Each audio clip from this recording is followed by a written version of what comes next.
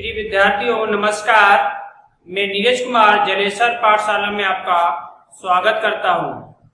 आज हम क्लास 11 के गणित के पहले लेक्चर को शुरू कर रहे हैं, जिसमें आपका पहला अध्याय समुच्चय के बारे में जानेंगे। समुच्चय क्या होता है, हम समुच्चय को कैसे पहचानते हैं, किन वस्तुओं के समूह को हम समुच्चय कह सकते हैं, किसके समूह को हम समुच्चय नहीं कह सकते, समुच्चय किस प्रकार से होता है या समुच्चय के संबंधित प्रश्नों को किस प्रकार से सॉल्व करते हैं, कुछ महत्वपूर्ण बिंदुओं को लेकर हम चर्चा करने चल रहे हैं। आप सभी से अनुरोध है, कृपया आप अपना कॉपी और पेन लेके बैठे, जिससे कि महत्वपूर्ण बिंदुओं को साथ ही साथ आप नोट करते चले।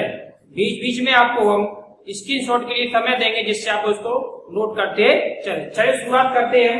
पहला हमारा चैप्टर है समुच्चय। समुच्चय यानी कि सेट। समुच्चय किसे कहते हैं, तो समुच्चय की परिभाषा को हम नोट करते हैं।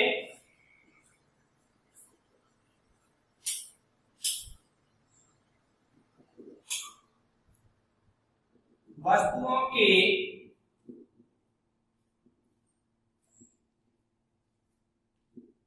सुपरिभाषित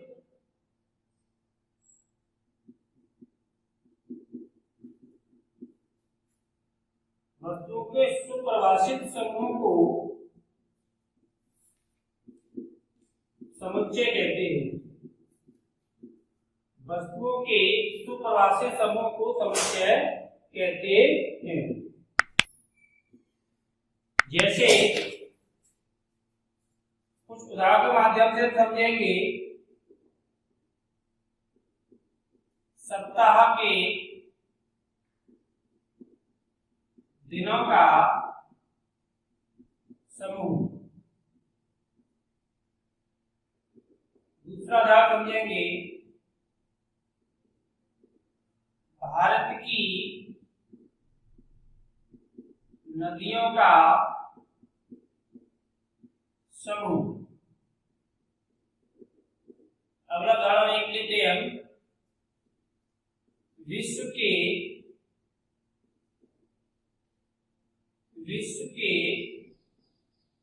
सर्वश्रेष्ठ 10 बल्लेबाजों का समूह।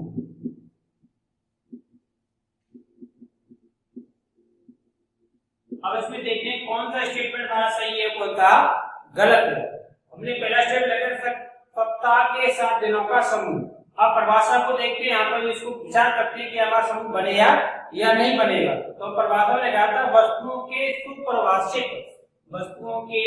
सुपरिभाषित समूह को समुच्चय कहते हैं। क्या सप्ताह के 7 दिनों का समूह सुपरिभाषित है? हाँ, यस, क्योंकि सप्ताह में 7 दिन होते हैं, ना उससे कम होते ना उससे ज्यादा होते हैं। अर्थात हम कह सकते हैं रविवार से लेकर के शनिवार तक इसे सभी का आप नाम नोट करेंगे तो आपको 7 दिन मिलेंगे। अर्थात सप्ताह के 7 दिनों का समूह हमारा कहता है सुपरिभाषित है, हम इसको समुच्चय का नाम दे सकते हैं। अगला स्टेटमेंट लिखा है भारत की नदियों का समूह। भारत की नदियों का समूह, तो भारत में जितनी भी नदियां बहती हैं उन सभी को हम नोट करेंगे तो हमें नदियों का समूह मिल जाएगा। लेकिन यहीं पर लिखा होता भारत की 10 प्रमुख नदियों का समूह, तो वो सुपरिभाषित नहीं होता, क्योंकि 10 नदी आपकी नजर में कौन सी अच्छी है, मेरी नजर में कौन सी अच्छी है, किसी तीसरे व्यक्ति की नजर में कोई अन्य 10 नदियां अच्छी हो सकती है, तो उस आधार पर उसको फिर हम यहाँ पर भारतीय नदियों का समूह यदि लिखा है तो इसका तो आपका क्या है स्टेटमेंट सुपरिभाषित है। यदि 10 नदियों का समूह कह रहे तो सुपरिभाषित नहीं होता। अगला स्टेटमेंट लिखा है कि विश्व के सर्वश्रेष्ठ 10 बल्लेबाजों का समूह। विश्व के सर्वश्रेष्ठ 10 बल्लेबाजों में हो सकता है आपके विचार में 10 बल्लेबाज अलग हो, मेरे विचार से कुछ अलग हो, और अन्य व्यक्ति के खिलाफ से कुछ बल्लेबाजों के नाम अलग हो, यानी कि हम इसको सटीक नहीं बैठा सकते। यहाँ पर विभिन्न लोगों के विभिन्न मत हो सकते हैं, इसलिए ये बात हमारी कहती है सुपरिभाषित नहीं है, बेसलेस है, इसका कोई आधार नहीं है, इस पर मतभेद है, अतः इस स्टेटमेंट से समुच्चय नहीं बना सकते। बाकी हमने 2 स्टेटमेंट लिखे हैं। सप्ताह के 7 दिनों का समूह, ये सुपरिभाषित है, ये इस पर कोई मतभेद नहीं है, 7 दिन होते हैं तो होते हैं, कंफर्म है, इसका अंदर हमारी समुच्चय होगा। भारत की नदियों का समूह, भारत में जितनी नदियां बहती हैं उनका समूह, इसका तो सुपरिभाषित है, अतः ये समुच्चय होगा। अब कुछ समस्या की हम चर्चा यहाँ पर नीचे लिखे हैं, उस आधार पर करेंगे जैसे ये कुछ प्रमुख समुच्चय हैं जिनको हम हमेशा इसी रूप में यूज करते हैं, प्रयोग में लाते हैं। पहला समुच्चय लिखा है हमारा n का मतलब होता है प्राकृतिक संख्याओं का समुच्चय। अभी इसके अंदर बताया कि आपको समुच्चय किस प्रकार से रिप्रेजेंट किया जाता है, किस तरह से लिखते हैं, इसका लिखने का तरीका क्या होता है, कितने प्रकार से हम उनको और डिवाइडेशन कर सकते हैं। तो प्राकृतिक संख्याओं का समुच्चय, प्राकृतिक संख्या का समुच्चय हम जानते हैं इस प्रकार से। प्राकृतिक संख्या हमारी क्या होती है, एक से शुरू होने वाले सभी नंबर्स हमारे क्या होते हैं, प्राकृतिक संख्याओं के समुच्चय समूह में आते हैं। पूर्णांकों का समुच्चय, पूर्णांक हमारे जिसमें माइनस और प्लस की संख्या है, शून्य के साथ इसको कहते हैं पूर्णांकों का समूह, पूर्णांकों का समुच्चय। परमेय संख्याओं का समुच्चय, तो परमेय संख्याओं का समुच्चय, परमेय संख्याओं के बारे में हमें, और यदि आपको यह संख्याओं से संबंधित कोई समस्या है तो संख्या से संबंधित हमने एक क्लास को नोट किया है, जो क्लास 9 के बैच में जाकर के पहला ही क्लास है, आप उसे जाकर के एक बार देख लीजिएगा। वहां पर सिर्फ एक संख्या को परिचय के बारे में बताया गया है, वहां पर कोई अन्य इसके अलावा कोई बात नहीं की गई है। चलिए तो देखते हैं परमेय संख्याओं का समुच्चय, यानी परमेय संख्या को जिन्हें आप पहचानते भी होंगे बहुत से छात्र, जिन्हें हम a/b के रूप में लिख सकते हैं, जहां a और b हमारे क्या होते हैं, a और b हमारे पूर्णांक होते हैं, a और b क्या होते हैं, पूर्णांक होते हैं, तथा b का मान शून्य के बराबर नहीं होता। ऐसी सभी संख्या को हम क्या कहते हैं, वास्तविक परमेय संख्याओं का समुच्चय कहते हैं। तो परमेय संख्या के समुच्चय को हम एक सुपरवासी समुच्चय कहते हैं, ये समुच्चय का वास्तविक संख्याओं का समुच्चय जिसे हम यहाँ से रिप्रेजेंट करते हैं। धन पूर्णांकों का समुच्चय, यहाँ पर z लिखा तो फिर पूर्णांकों का समुच्चय था। पूर्णांकों में आपकी धनात्मक संख्या, ऋणात्मक संख्या, दोनों प्रकार की संख्या शून्य की सेट आ रही थी।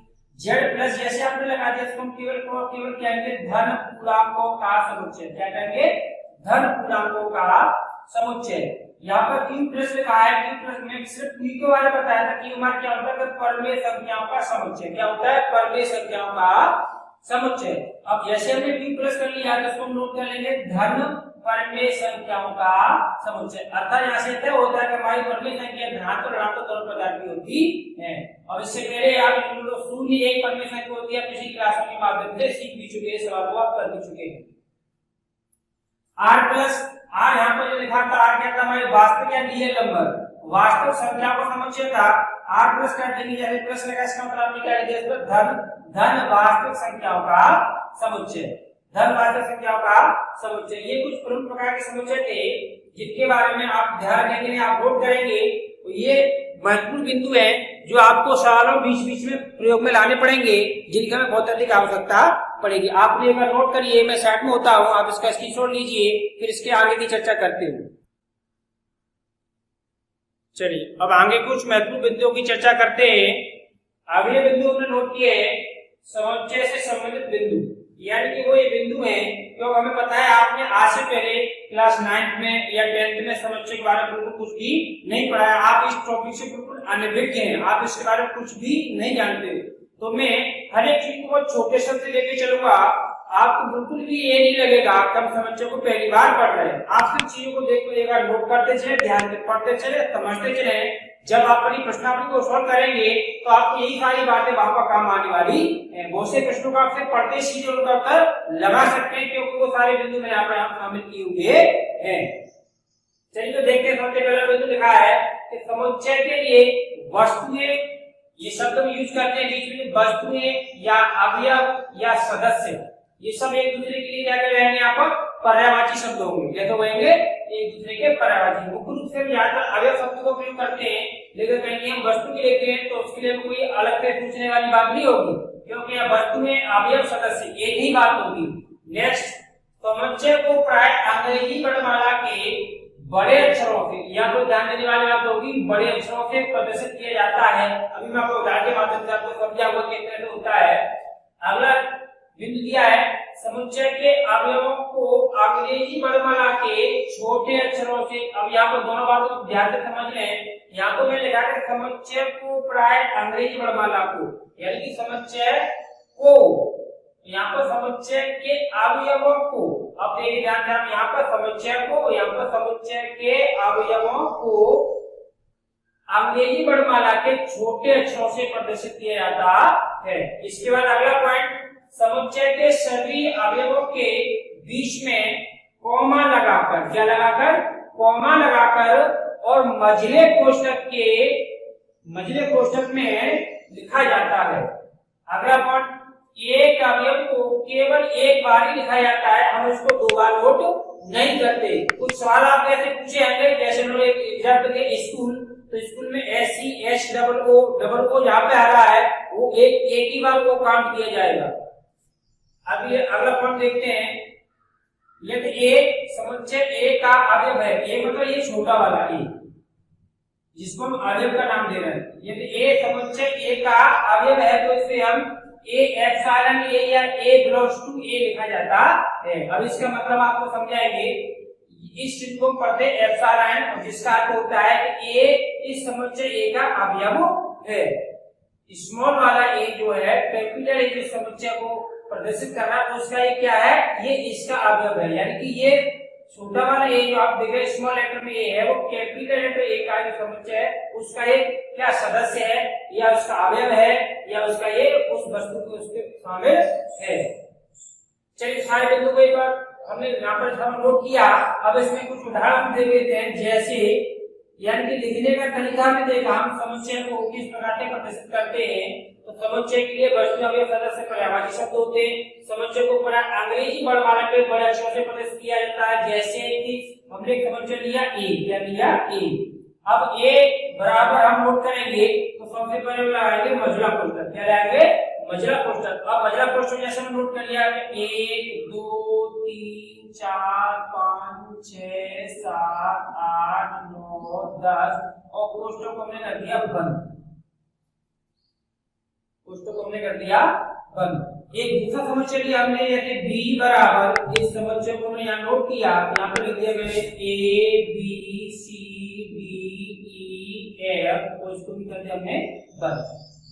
अब इसके बाद हम यहाँ पर सारे बिंदु को पढ़े देखते चलेंगे और समझते चलेंगे। तो पहला पॉइंट लिखा था कि समुच्चय के लिए वस्तुएं अवयव सदस्य, तो वस्तुएं अवयव सदस्य से मतलब ये कोष्ठक के अंदर लिखी संख्याओं से था, यानी कि A B C D E F या 1 2 3 4 5 6 7 8 10 ये सभी क्या थे, ये हमारे क्या थे, समुच्चय के अवयव थे। ये क्या थे हमारे सभी समुच्चय के अवयव थे। इसके बाद सेकंड पॉइंट है कि समुच्चय को प्राय अंग्रेजी वर्णमाला के बड़े अक्षरों से प्रदर्शित किया जाता है। तो समुच्चय को प्रदर्शित किया जाता है कि समुच्चय के अवयव को, इसको समुच्चय को प्रदर्शित किया जाता है किससे, अंग्रेजी वर्णमाला के बड़े लेटरों से यानी बड़े अक्षरों से। तो ए कैपिटल है, बी कैपिटल है, अंदर का ए और बी कैसा स्मॉल है, क्योंकि ये अवयव है, ये समुच्चय है, ये अवयव है, ये क्या है समुच्चय है। अब अगला पॉइंट दिया था समुच्चय के अवयवों को, समुच्चय के अवयवों को अंग्रेजी वर्णमाला के छोटे अक्षरों से प्रदर्शित किया जाता है। तो ये छोटे अक्षरों को प्रयोग किया है, या तो 1 2 3 का प्रयोग किया आपने। नेक्स्ट, समुच्चय के सभी अवयवों के बीच में क्या लगाते हैं हम, कॉमा लगाते हैं। क्या लगाते हैं, कॉमा। चेक करेंगे क्या हम सभी अवयवों के बीच में कॉमा लगाया है, हाँ यस लगाया है। प्रत्येक अवयव के दो अवयव के बीच में क्या लगा हुआ है, कॉमा लगाया है। और कॉमा लगाने के साथ साथ क्या बताया था, मझले कोष्ठक में लिखा जाता है। तो दो तरफ से देखिए हमने मझले कोष्ठक को लगाया हुआ है, हाँ लगाया हुआ है।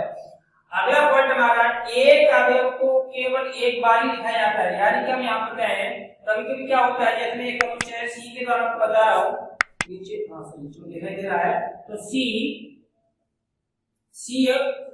समुच्चय सेट में हमने केस में लिख दिया आपका 1, 2, 2, 3, 4, 5, 5। अब ये समुच्चय वास्तव में कुछ इस प्रकार से होगा, 1 एक बार है, एक बार नोट करेंगे, 2 दो बार, तो इसको दो बार नहीं एक बार ही नोट करेंगे, 3 एक बार नोट करेंगे, 4 एक बार नोट करेंगे, 5 डबल लिखा हुआ है, लेकिन फिर इसको कितना लिखेंगे, एक बार ही लिखेंगे। तो वास्तव में इसका सही फॉर्मेट तो ये माना जाता है। ऐसे ही सर आपको प्रश्नावली के माध्यम से पूछे जाएंगे, तो आप ध्यान रखिएगा, किसी भी अवयव को हम दो बार, चाहे भले लगातार दो बार हो या आगे पीछे तो हो सकता है, लेकिन हम ध्यान रखेंगे, हम जिस अंक को या अवयव को पहले या संख्या को या किसी वस्तु को पहले नोट कर चुके हैं, उसको फिर उस समुच्चय द्वारा नहीं लगाते। नेक्स्ट लास्ट और बहुत महत्वपूर्ण पॉइंट ये वाला आपका, यदि ए समुच्चय ए का अवयव है। अब यहाँ पर आप देखिए, जैसे ये वाला ए जो है समुच्चय बी का एक अवयव है, तो उसको किस प्रकार से नोट करेंगे, तो इसे हम ए एप्सिलॉन ए, यानी कि इसको आप ऐसे पढ़ सकते हैं, ए बिलोंग्स टू ए लिखा जाता है, जिसका अर्थ होता है चलो मैं इसके लिए आपको नोट करके दे रहा हूं आपको। जैसे मान लो ये मान 3 है तो मैं यहां लिख सकता हूं आपको 3 बिलोंग्स टू ए। इसका मतलब ये हो गया कि अवयव 3 जो है समुच्चय ए का एक सदस्य है। ऐसे हम दूसरे के लिए लिख सकते हैं, जैसे आपने यदि आपको 8 है तो हम यहां लिख सकते हैं कि 8 एप्सिलॉन 2 ए।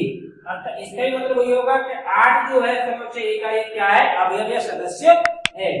ऐसे आप इसके लिए लगा सकते हैं। चलिए इसके लिए मैं आपको इसके सामने नोट कर दे रहा हूं। जैसे इस आपने लिखा कि a, b belongs to b। इसका मतलब हो गया a तथा b जो दोनों अवयव हैं किस सेट से बिलोंग करते हैं, b सेट से बिलोंग करते हैं। इसके अलावा c सेम कैटेगरी आपकी सेम प्रोसेस यहाँ पे रहते भी होगा। तो उम्मीद करता हूँ आपको ये वाली चीजें, यदि a समुच्चय a का एक अवयव है तो इसे हम इस प्रकार से लिखते हैं। जहां इस चिन्ह का मतलब आपको बता दिया है, इसको क्या कहते हैं, इसको हम एप्सिलॉन बोलते हैं, जिसका अर्थ होता है अवयव है। जिसका अर्थ क्या होता है, अवयव। कौन आगे जो अंक लिखा होता है वो वाला, पीछे वाले अंक क्या होता है, अवयव या सदस्य होता है। अब इन बातों को आप नोट करिए। हम आगे की चीजों को नोट करते हैं और देखते हैं। चलो अब इसके आगे हम देखते हैं समुच्चय को निरूपित करने की विधियां। यानी अब तक हमें सीखा था कि समुच्चय को किस प्रकार से नोट करते हैं, किस प्रकार से लिखते हैं, उनको हम किस चीज को समुच्चय कह सकते हैं, किस समूह की वस्तु को समुच्चय नहीं कह सकते। अब हमने यहाँ तक सीख लिया कि समुच्चय क्या होता है, समुच्चय को हम कैसे लिखते हैं।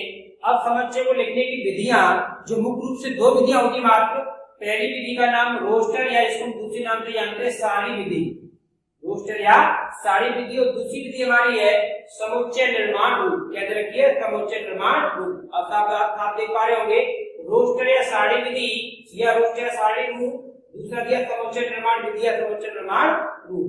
इस विधि को हम तो आपको पहले बता चुके हैं, आप पुनः एक बार देख लीजिए। इस विधि में समुच्चय के सभी अवयवों को मझले कोष्ठक के अंदर कॉमा लगाकर लिखा जाता है। चलिए इसके उदाहरण देख लेते हैं। जैसे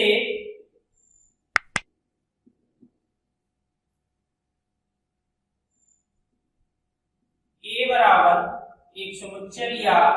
अब इसमें हमने लिखा है 1, 3, 5, 7, 9, 11 इस प्रकार। यानी कि जो साधारण रूप आप जैसे आप यूज करते हैं इसी को क्या कहते हैं, रोस्टर या सारणी विधि। यानी यही हमारी क्या है, एक सारणी है, टेबल है, इसलिए हम इसका नाम क्या रखे, सारणी विधि। जैसे दूसरा समुच्चय लेते हैं, हमने लिया बी एक समुच्चय है जहां पर 0, 1, 2, 3, 4 एंड सो ऑन। एक अगला समुच्चय लिया सी को हमने क्या लिया, तो यहां से ऊपर ले लेते हैं सी समुच्चय में A E I O U। एक समुच्चय में लिया डी के अवयव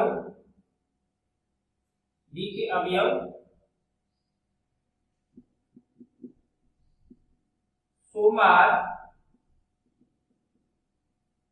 मंगलवार और अंतिम दिन में लिख दे रहा हूं, जगह का अभाव है, आप इनको पूरे को नोट करिएगा। कॉमा लगा करके सोमवार, मंगलवार और लास्ट दिन में लिख दिया आपका शनिवार और मझला कोष्ठक कर दिया बंद। तो इस तरह से समुच्चय को नोट करना कौन सी विधि कहलाती है, हमारी सारणी विधि या रोस्टर विधि। अब यहाँ पर पढ़ेंगे एक बार दोहराते हैं, इसको चेक करते हैं। यहाँ पर लिखा था इस विधि में समुच्चय के सभी अवयवों को मझले कोष्ठक के अंदर कॉमा लगाकर यानी कि अल्प विराम लगाकर लिखा जाता है, जिसकी चर्चा पहले भी कर चुके हैं पिछले बिंदुओं के माध्यम से। वो आपकी रोस्टर सारणी विधि थी। अब जो नई चीज आपको सीखनी वो आपकी सेकंड वाली विधि है समुच्चय निर्माण। कौन सी वाली है, समुच्चय निर्माण। समुच्चय निर्माण क्या होता है कि इस विधि में समुच्चय के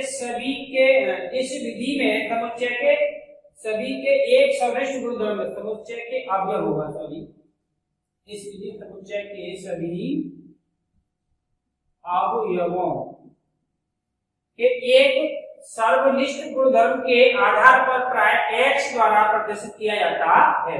यानी कि हमारे समुच्चय में जितने भी अवयव दिए हैं इनमें कोई एक कॉमन फैक्टर होगा, एक जैसी क्वालिटी होगी, एक जैसी इनकी खासियत होगी, एक जैसी इनकी पहचान होगी, जिसके आधार पर हम इनको परिभाषित करते थे। वही गुण को हमने यहाँ पर पकड़ करके उसी गुण को यहाँ नाम दिया गया सर्वनिष्ठ गुणधर्म। क्या नाम दिया गया है? सर्वनिष्ठ गुणधर्म। ये देखिए ऐसा है गुण जो उस समुच्चय के सभी अवयवों में पाया जाता है और समुच्चय से बाहर किसी अवयव में नहीं पाया जाता, तो वो उस समुच्चय के सभी अवयवों का क्या कहलाता है? सर्वनिष्ठ गुणधर्म कहलाता है। एक अपने समझ को यहाँ पर लगा, इस विधि में समुच्चय के सभी अवयवों के एक सर्वनिष्ठ गुणधर्म। सर्वनिष्ठ गुणधर्म का मतलब हो गया, जैसे मान लो ये पहला समुच्चय ए दिया है, जिसमें हमने लिखा है 1, 3, 5, 7, 9, 11। तो हम यहाँ पर देख पा रहे हैं ये सभी किस प्रकार की संख्या है? ये सभी की सभी कैसी है? विषम संख्या है। कैसी संख्या है? विषम, जिनका अंत नहीं होता, इसलिए हमने यहाँ पर 2-3 बिंदु लगाए हैं। इसका अर्थ ये हो गया कि समुच्चय ए को हम इस रूप में लिखेंगे, किस प्रकार से लिखेंगे? चलिए हम इसको उठा लेते हैं। हम लिखा जाते ए बराबर, सबसे पहले आप लगाएंगे मझिला कोष्ठक। अब इसको आप किसी अक्षर से, वैसे यहाँ तक मोस्टली हम x को यूज करते हैं, x सच डेट, यानी कि x क्या है? इस समुच्चय ए का एक अवयव है, यानी कि x में सभी संख्याओं को बदले यहाँ पर प्रयोग में लाते हैं, यानी कि x जो है 1 के लिए भी है, x 3 के लिए भी है, x 5 के लिए भी है, x 7 के लिए भी है। जितने भी इसमें आने वाले अवयव है उन सभी को मैं क्या नाम दिया? फिर आगे एक अक्षर से रिप्रेजेंट कर दिया x के द्वारा। अब x क्या है? इसके हम इसके कॉमन गुण को यहाँ पर लिखेंगे, तो हम लिखेंगे x, यानी कि आप यहाँ से इसका डिस्क्रिप्शन देंगे, इसकी यहाँ व्याख्या करेंगे, तो लिखा a बराबर x। x क्या है? x a का एक अवयव है, जिसकी क्वालिटी या खासियत क्या है? x एक। तो ये किस प्रकार की संख्या यहाँ पर देख रहे हैं? ये सभी कैसी विषम संख्या है। x एक विषम संख्या है। अब आप इस कोष्ठक को कर देंगे बंद। तो इस तरह से लिखने की विधि को क्या कहते हैं? समुच्चय निर्माण विधि कहते हैं। अब इसी प्रकार से आप देख सकते हैं, जैसे समुच्चय सी है, सेट सी है, सेट सी को हमने यहाँ पर नोट कर लिया x सच डेट। अब हमने सी के लिए x, यानी x इसका एक अवयव है, एलिमेंट है, ये कि किस आधार पर? तो हम लेकर a e i o u। अब हम यहाँ पर लिख सकते हैं कि x अंग्रेजी वर्णमाला का एक स्वर है। क्या है? स्वर है। तो x सचडेट यानी x यहाँ पर एक अवयव है, इस प्रकार। सचडेट का मतलब इस प्रकार के x क्या है? x अंग्रेजी वर्णमाला का एक स्वर है। सेट सी को आगे पर चेक कर सकते हैं। तो इस प्रकार से हम समुच्चय को दो विधियों से लिखते हैं, रोस्टर या साड़ी विधि, समुच्चय निर्माण विधि। यहाँ से आपके सीधे सीधे प्रश्न आपको पूछे जाते हैं। साड़ी विधि को कभी समुच्चय निर्माण विधि में कन्वर्ट किया जाता है, और कभी कभी आपको समुच्चय निर्माण रूप दिया होता है, इस प्रकार से सवाल लिखा होगा, आपको इस तरह से लिखना होगा, या इस तरह से लिखे होगा, आपको इस तरह से लिखना होगा। तो ये दोनों चीज मैंने आपको बताई है। इसी के साथ आप इससे संबंधित जितने प्रश्न आपके प्रश्नावली बनेंगे वहां पर आप उनको आराम से लगा पाएंगे। अब इसके बाद हम एक नया डालते हैं समुच्चय के प्रकार के बारे में, जो आपको आगे की प्रश्नावली में काम आएगा। एक थोड़ा नया डालते हैं, समुच्चय के प्रकार किस प्रकार से होते हैं। मैं स्टार्ट में आप इसको नोट कर लीजिएगा। चलिए अब इसके आगे हम देखते हैं टाइप्स ऑफ सेट्स, यानी कि समुच्चय के प्रकार। अब तक हमने देखा था हमारे समुच्चय को हम कितने रूपों में लिख सकते हैं। तो हमने देखा समुच्चय को हम दो रूपों में लिख सकते हैं, जिसमें हमने नंबर 1 रोस्टर रूप, दूसरा समुच्चय निर्माण विधि या रूप सीखा था। अब समुच्चय का डिवाइडेशन करते हैं, टाइप्स ऑफ सेट्स करते हैं, जिसमें सबसे पहले हम लोग क्या देखते हैं? समुच्चय। अब हम आपको बताएंगे कि समुच्चय क्या होता है, या क्या समुच्चय के टाइप्स का सीख जाएंगे। तो ये सारे फैक्ट जो है आपको सीधे सीधे प्रश्नावली प्रश्नों के रूप में देखने को मिलेंगे। ये वास्तव में आपको इस सारी चीजों को बहुत अच्छे से समझ लिया तो आप लगभग 90% सवालों को बिना किसी अध्यापक की हेल्प से ही अपने घर पर बैठ के इस लॉकडाउन में आराम से लगा सकते हैं। आपको कहीं भागने की जाने की जरूरत तो नहीं पड़ेगी, किसी की सहायता की जरूरत तो नहीं पड़ेगी। चलिए तो देखते हैं। सबसे पहले समुच्चय दिया हमारा रिक्त समुच्चय है, जिसको हम नल सेट या एम्प्टी सेट भी कहते हैं। एम्प्टी सेट और नल सेट, इस नाम से जिसको हम जानते हैं। रिक्त समुच्चय क्या होता है? एक ऐसा समुच्चय जिसका कोई अवयव नहीं होता, जिसका कोई अवयव नहीं होता। ऐसा समुच्चय या ऐसा सेट, ऐसा समुच्चय जिसमें कोई अवयव नहीं होता,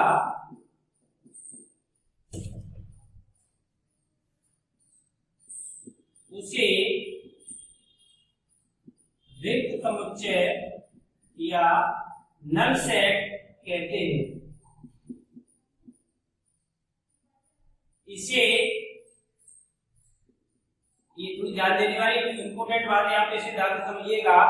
इसे हम या तो फाई से प्रदर्शित करते हैं या हम मझले कोष्ठक को बनाएंगे केवल बस, इसके अंदर कोई भी अवयव नहीं रखेंगे। तो ये दोनों चीज जो है किसको प्रदर्शित करते हैं, रिक्त समुच्चय को प्रदर्शित करते हैं। इसे हम फाई या मझले कोष्ठक से निरूपित करते हैं, प्रदर्शित करते हैं, निरूपित करते हैं। ये होता है आपका रिक्त समुच्चय। एक अपने समझा, पुनः समझिए।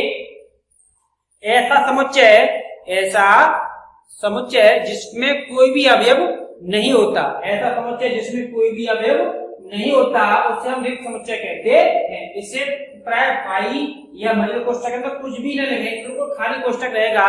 इन चिन्हों के द्वारा इसको क्या कहते हैं, निरूपित करते हैं। अब अगला समुच्चय वहां दिया है एकल समुच्चय। अब एकल से आप लगेंगे, हिंदी में इसको हम एकल कह रहे हैं, इंग्लिश में इसको सिंगल कहते हैं। यानी ऐसा समुच्चय जिसमें केवल एक अवयव हो, केवल एक ही अवयव हो, उसे हम एकल समुच्चय कहते हैं। ऐसा सेट या समुच्चय, ऐसा सेट जिसमें केवल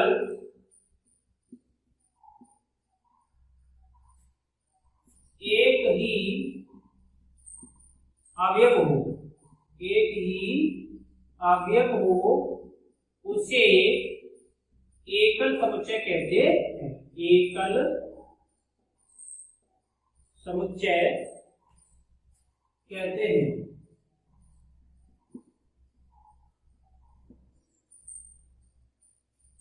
जैसे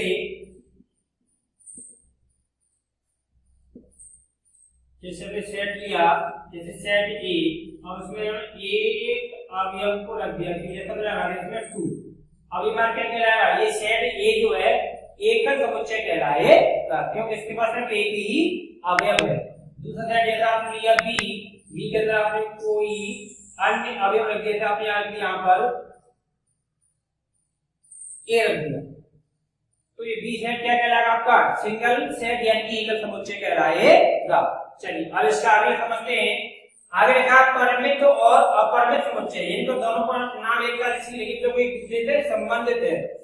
जैसा कि आप छात्र देख रहे होंगे, परिमित इस नाम से ही इसका अर्थ समझ में आ रहा है कि ऐसा समुच्चय जिसके अंदर अवयवों की संख्या निश्चित हो, ऐसा समुच्चय जिसके अंदर अवयवों की संख्या निश्चित हो, उसे हम क्या कहते हैं, परिमित समुच्चय कहते हैं। और अवयवों की संख्या निश्चित नहीं हो सकती, उसको क्या कहते हैं, अपरिमित समुच्चय कहते हैं। तो कैसा समुच्चय, ऐसा समुच्चय या सेट, ऐसा समुच्चय जिसके अवयवों की संख्या निश्चित हो, यानी कि जिनको गिना जा सके, निश्चित हो, उसे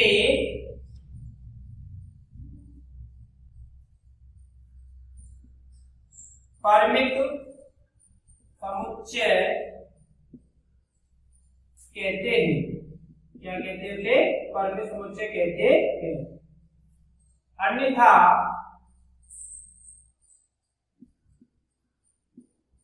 वह कैसा समुच्चय कहलाएगा, अपरिमित समुच्चय कहलाएगा। अन्यथा वह अपरिमित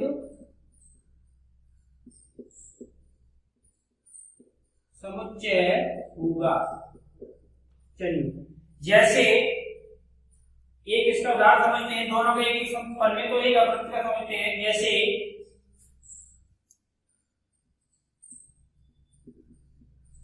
समुच्चय ए बराबर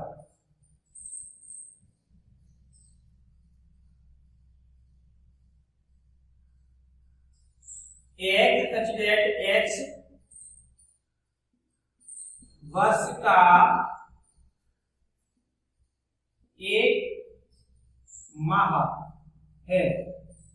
अब आप इसको समझेंगे, x such that x वर्ष का एक माह अर्थात वर्ष के कितने महीने होते हैं? 12। तो जिनकी गिनती फिक्स है, पहले से ही कहते हैं वो लिमिटेड है या जिनको पहले से गिना जा सकता है, तो एक ऐसा समुच्चय जिसके अवयवों की संख्या कहती हो निश्चित हो, उसे क्या कहते हैं?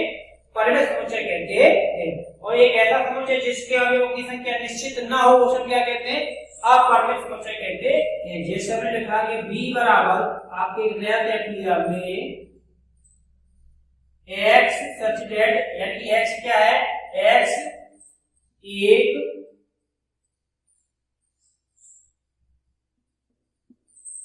सम संख्या है। x क्या है? सम संख्या है। तो सम संख्या तो हमारी संख्या तो अनंत तक जाती है, तो इनकी गिनती को हम निश्चित या फिक्स नहीं कर सकते, इसलिए इस तरह के समुच्चय को क्या कहेंगे? अपरिमेय समुच्चय कहते हैं। तो ये थी आपकी समुच्चय को लेकर के सामान्य जानकारी, जो कि आपको सीधे सीधे प्रश्नों में काम आएगी, क्योंकि आपके इससे प्रश्न ऐसे हो जाते, आपसे प्रश्न में कमांड दिया जाएगा निम्न में से कौन सा एक समुच्चय है, तो आप इस बात को अगर ध्यान में रखेंगे तो आप वहां से आराम से छांट पाएंगे तो कौन सा एक समुच्चय कौन सा नहीं है। प्रश्न आपसे पूछे निम्न में से कौन सा एकल समुच्चय कौन सा रेख समुच्चय, तो आप आराम से बता पाएंगे जिसमें अवयव की संख्या एक हो एकल समुच्चय, जिसमें कोई भी अवयव न हो वहां क्या आएगा? रिक्त समुच्चय होगा। प्रश्न आपसे पूछे जाएगा परिमेय तथा अपरिमेय समुच्चय को पहचानिए, तो आप आराम से पहचान पाएंगे कौन सा समुच्चय परिमेय तो कौन सा अपरिमेय। यानी ये सारी जानकारी मैंने आपको यहाँ तक ये नोट कराई है, आपको सीधे सीधे प्रश्नों में काम आने वाली है। और ये सारी जानकारी उम्मीद करता हूँ आपको बहुत अच्छी लगी होगी। यहाँ से आगे हम आपकी प्रश्नावली को लेकर चलते हैं। ये आपको ये सारी चीजें अच्छी लगी हैं तो आप जाइए नहीं, प्लीज इसको पहले आप लाइक करिए, शेयर करिए और चैनल को सब्सक्राइब करके बेल आइकन को दबाइए, जिससे कि अगली क्लास आपको जैसे मिलेगी तैसे आपके पास नोटिफिकेशन पहुंचेगा और आप इस क्लास को आराम से देख पाएंगे। धन्यवाद।